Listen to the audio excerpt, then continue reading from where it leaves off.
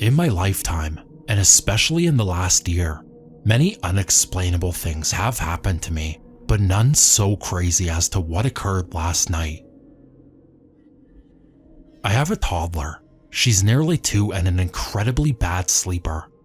So bad, in fact, that my husband and I have had her in our bed recently, as it's the best way for all of us to get as much shut-eye as humanly possible. Last night was a particularly bad night, and I was up with her until about 2 a.m. when she finally drifted off, and I fell asleep myself. What happened next I had no idea about until my husband told me about it in the morning. He awoke to my daughter tapping him on the shoulder and saying in a worried voice, "Daddy, Mummy's gone." He looked over to my side of the bed and felt the covers and realized that I was indeed not in the bed and tried to comfort her. He presumed I was either in the toilet or had gone to sleep in the spare room. You know, where I wouldn't get kicked in the ribs. He checked his phone. It was a little after 3 a.m. After 10 minutes of me not returning and my daughter becoming increasingly distressed, he picked her up to show her that I was absolutely fine, just sleeping in the next room. But when he arrived in the room, I wasn't in there. So he switched on the light to make sure of it. He then wandered around the entire house, carrying my daughter, and they couldn't find me anywhere. The front door was locked, and the key was in its usual hook, so he knew I couldn't have left the house. Perplexed, he went back into the bedroom, turned on the light to double check I wasn't in the bed, so he removed the covers from the bed just to be doubly sure, and found that my phone was beside the bed and plugged in.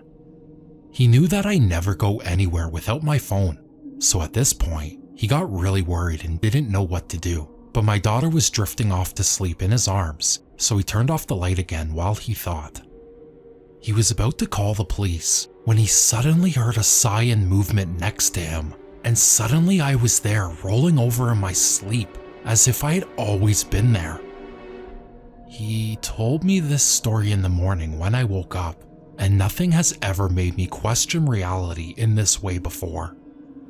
As far as I was concerned, I was asleep all night, from 2 a.m. when I last checked my phone until 7:30 when my alarm went off.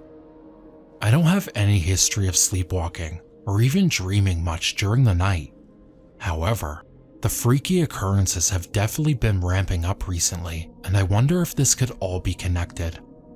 The weirdest part of it all is that despite my terror this morning, my brain already seems to be passing this off as something I shouldn't worry about, and my husband already seems to have made complete peace with it.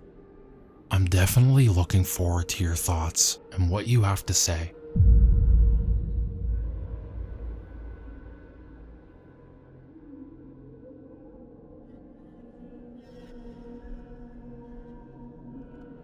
I graduated from high school in 1991 in a small town.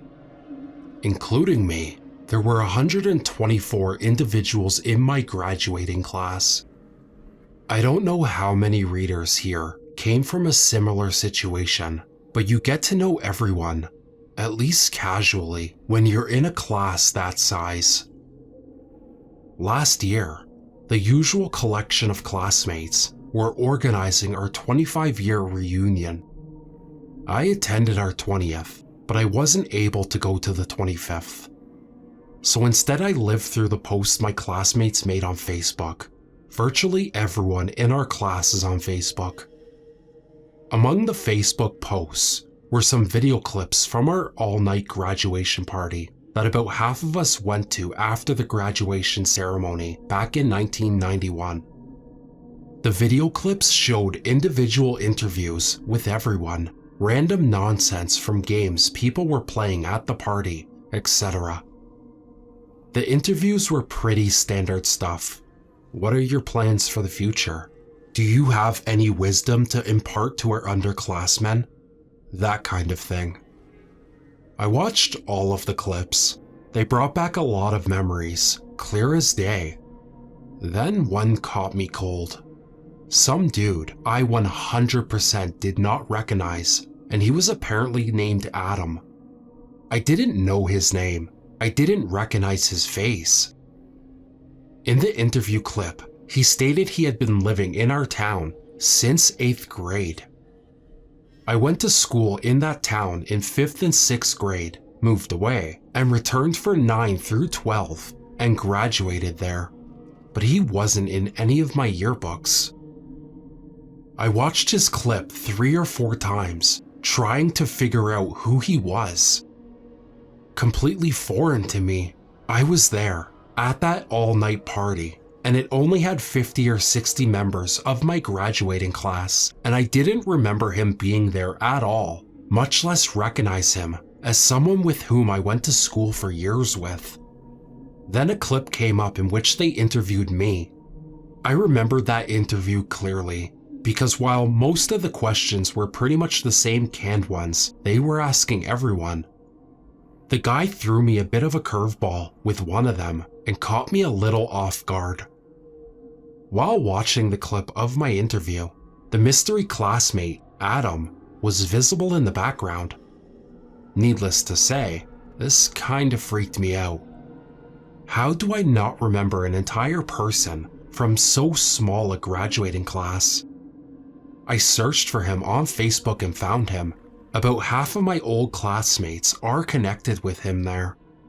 I reached out to a few of them and casually asked who Adam was.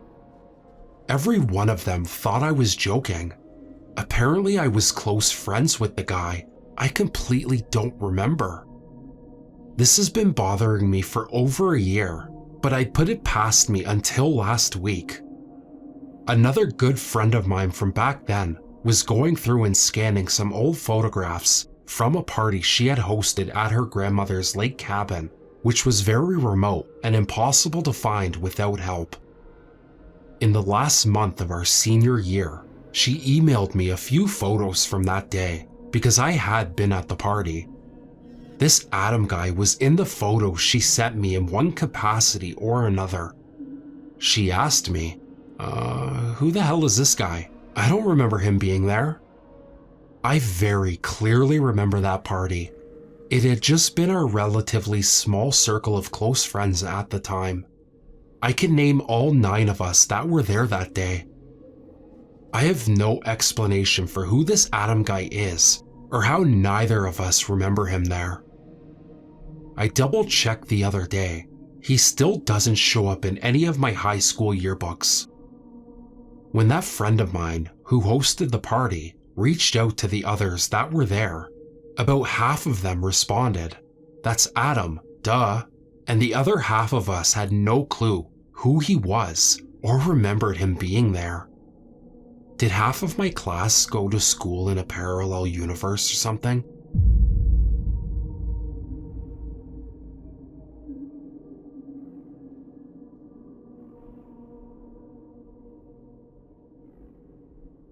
One night, when I was a child, I woke up to a woman standing over me. She was dressed in a 19th century farm dress, and she was grayscale.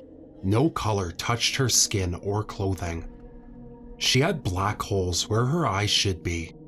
In her right arm, she held the decaying corpse of an infant. I could not move or speak, only lie there paralyzed as I stared up at her in horror. After I had reached the point where I thought she would suffocate me to death, the apparition vanished. Movement returned to my muscles, and air filled my lungs. I would later discover that I had a well-documented medical condition called sleep paralysis. Many such terrifying sleep paralysis experiences plagued my childhood nights, and I still have a few every now and then as an adult. During these episodes, some part of my mind knew that what I was witnessing was not real. The hallucinations were so surreal that I maintained a grain of skepticism. Nonetheless, they were terrifying. None, however, were as chilling as what I experienced after awakening this morning.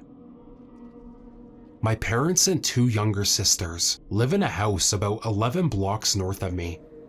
My parents went out of town for the week on a vacation and asked me if I would come stay at their house this week so that my sisters would not be here alone. I obliged and have been staying in the master bedroom while they've been away. I will now relate to you the events that occurred as in much detail as I can remember. Last night, as I prepared for bed, I entered the master bathroom and closed the door behind me. I began rummaging through my leather bathroom supply case, toothbrush, deodorant, floss containers, all clacking around against each other. I realized I had forgotten to bring my toothpaste with me. I opened the top left drawer of the vanity, looking through my parents' supplies to see if they had any toothpaste. None in that drawer. I closed it and opened the second drawer, rummaging through bottles of hairspray and perfume. I closed the drawer and opened the cabinet door in the middle of the vanity. That's when I heard a strange moaning noise.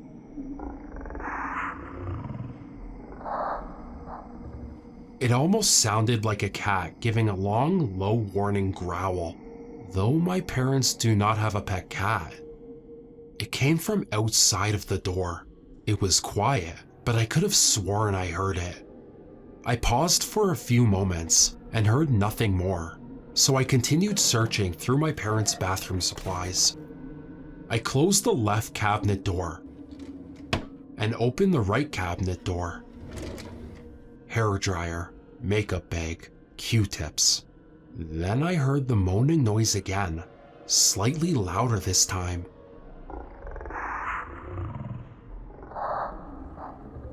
I couldn't tell if it was coming from the adjacent bedroom or somewhere else in the house.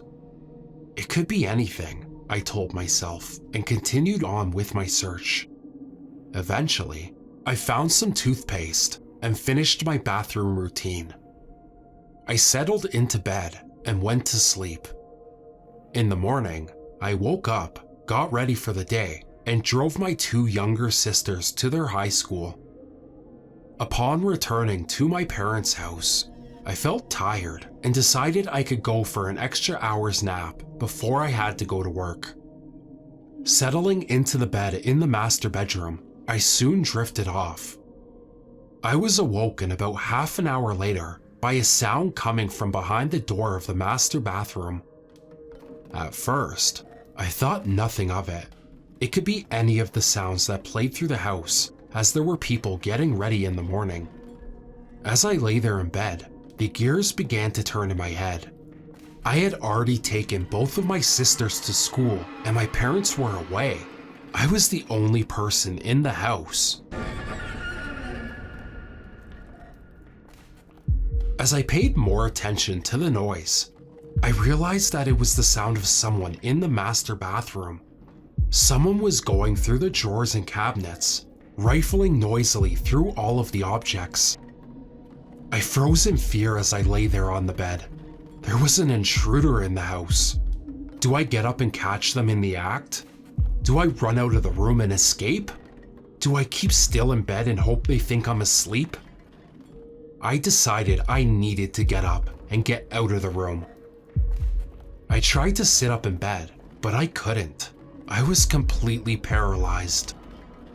Of all the times to have a bout of sleep paralysis, it had to be when there was an intruder in the house. My only chance would be to try to scare the intruder by letting them know that they had been discovered. I tried to speak, but found my vocal cords and mouth half paralyzed. I struggled to say the sentence, "Who are you?"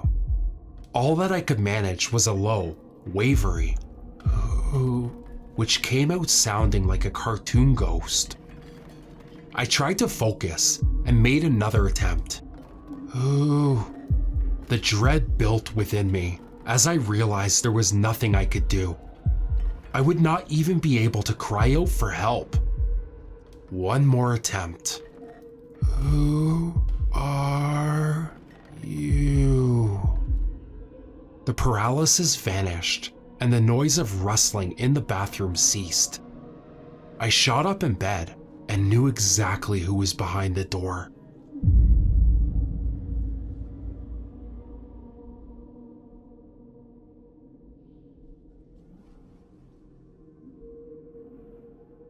On Saturday, I may have experienced my first glitch. It's not a huge glitch, but it freaked me out. I had just gotten home from grocery shopping with my parents, and we hauled the groceries into the house together. The way in and out of the house is quite linear, in and out of the same door that leads right into the kitchen. My dad and I grabbed stuff first. He went to unlock the door, then we both walked in and put the bags down.